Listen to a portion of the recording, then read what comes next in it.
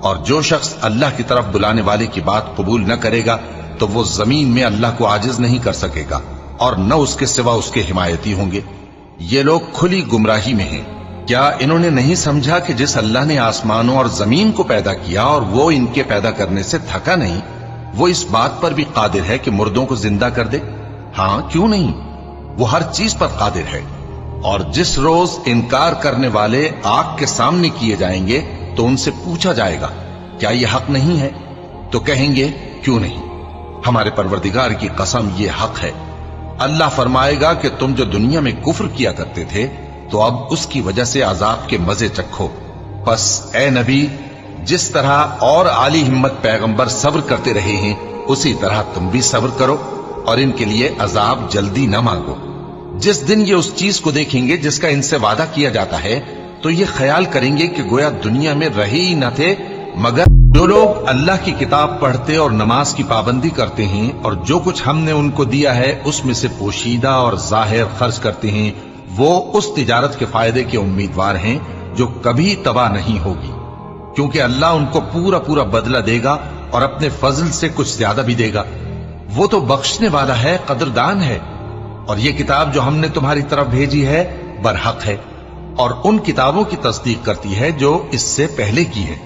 بے شک اللہ اپنے بندوں سے خبردار ہے اور ان کو دیکھنے والا ہے۔ پھر ہم نے ان لوگوں کو کتاب کا وارث ٹھہرایا جن کو اپنے بندوں میں سے برگزیدہ کیا، تو کچھ تو ان میں سے اپنے آپ پر ظلم کرتے ہیں اور کچھ میانہ رو ہیں اور کچھ اللہ کے حکم سے نیکیوں میں آگے نکل جانے والے ہیں۔ یہی بڑا فضل ہے۔ ان لوگوں کے لیے ہمیشہ رہنے والی جنتیں ہیں جن میں وہ داخل ہوں گے، وہاں ان کو سونے کے کنگن اور موتی پہنائے جائیں گے اور ان کی پوشاک ریشمی ہوگی۔ اللہ وہ کہیں گے کہ معبود برحق ہے کہ اس کے سوا کوئی عبادت کے لائق نہیں، زندہ ہے، سب کو تھامنے والا، اسے نہ اونگ آتی ہے نہ نیند۔ جو کچھ آسمانوں میں اور جو کچھ زمین میں ہے سب اسی کا ہے۔ کون ہے کہ اس کی اجازت کے بغیر اس سے کسی کی سفارش کر سکے؟ جو کچھ لوگوں کے روبرو ہو رہا ہے اور جو کچھ ان کے پیچھے ہو چکا ہے اسے سب معلوم ہے، اور لوگ اس کی معلومات میں سے کسی چیز پر دسترس حاصل نہیں کر سکتے۔ ہاں، جس قدر وہ چاہتا ہے اسی قدر معلوم کرا دیتا ہے۔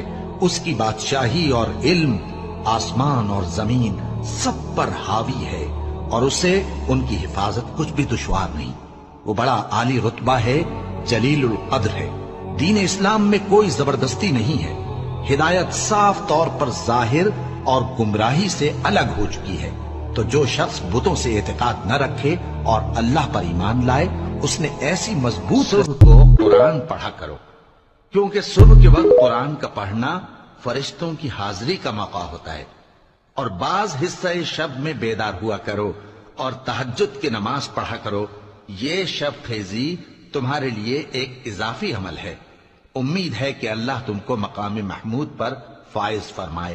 اور کہو کہ اے پروردگار، مجھے مدینے میں اچھی طرح داخل کیجو اور مکے سے اچھی طرح نکالیو، اور اپنے ہاں سے زور و قوت کو میرا مددگار بنائیو، اور کہہ دو کہ حق آ گیا اور باطل نابود ہو گیا، بے شک باطل نابود ہونے والا ہے۔ اور ہم قرآن میں وہ چیز نازل کرتے ہیں جو مومنوں کے لیے شفا اور رحمت ہے، اور ظالموں کے حق میں تو اس سے نقصان ہی بڑھتا ہے۔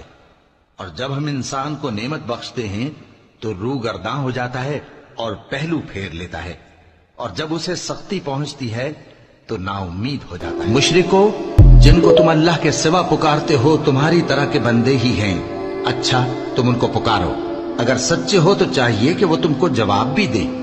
بھلا ان کے پاؤں ہیں جن سے چلیں، یا ہاتھ ہیں جن سے پکڑیں، یا آنکھیں ہیں جن سے دیکھیں، یا کان ہیں جن سے سنیں؟ کہہ دو کہ اپنے شریکوں کو بلا لو اور میرے بارے میں جو تدبیر کرنی ہو کر لو، اور مجھے کچھ مہلت بھی نہ دو، پھر دیکھو کہ وہ میرا کیا کر سکتی ہیں۔ میرا مددگار تو اللہ ہی ہے جس نے کتاب برحق نازل کی، اور وہ نیک لوگوں کو دوست رکھتا ہے، اور جن کو